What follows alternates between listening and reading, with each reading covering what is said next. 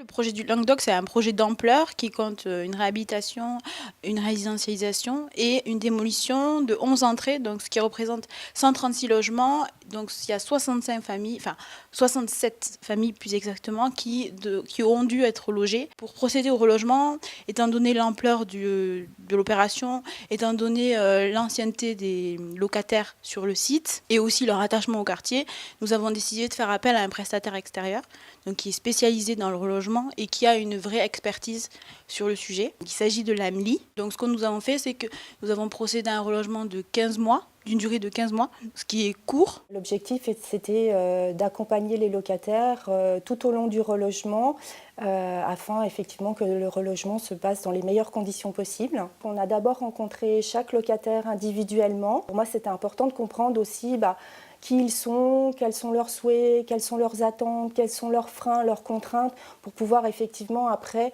leur proposer le logement qui puisse leur convenir au mieux. Ensuite, je les ai accompagnés tout au long du relogement, que ce soit au niveau des visites des logements, que ce soit par exemple prendre des mesures de meubles pour vérifier un petit peu comment ils vont s'installer, voilà, de pouvoir les aider dans les démarches administratives, de constituer les dossiers de demande de logement, de pouvoir les aider dans les ouvertures de compteurs, dans les différentes démarches, que ce soit au niveau de la CAF ou autre. Ensuite, mobiliser les entreprises pour la remise en état des logements. La quasi-totalité des ménages ont pu bénéficier de travaux dans leur nouveau logement.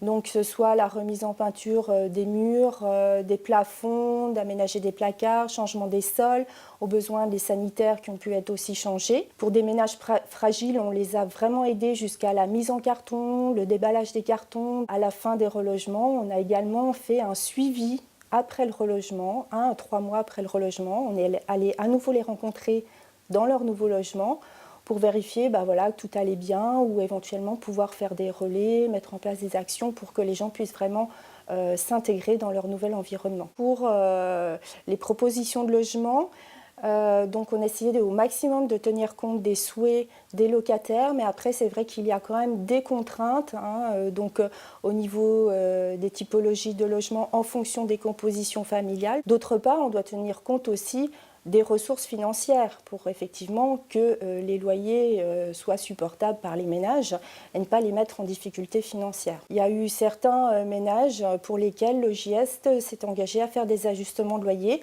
pour que les ménages puissent accéder au logement qui leur convenait. Sur la cour de Languedoc, on avait aussi beaucoup de personnes âgées. Ils ont une forte ancienneté sur le quartier. Certains sont là depuis 40 ans sur le quartier, donc c'est vrai qu'ils ont leurs repères, ils ont leurs habitudes, ils ont leurs souvenirs, ils sont vraiment ancrés là. Et c'était assez compliqué, donc c'était vraiment important l'accompagnement. Alors les personnes ont été relogées majoritairement sur Metz, donc 55 sur la commune de Metz, dont 35 sur le quartier Borny, dont 25 sur la cour du Languedoc.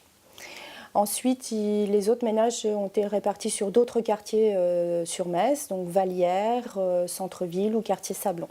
Ensuite, il y a eu 10 ménages qui ont été relogés hors commune de Metz, mais ils sont restés principalement sur Metz Métropole et notamment 6 sur Montigny-les-Metz.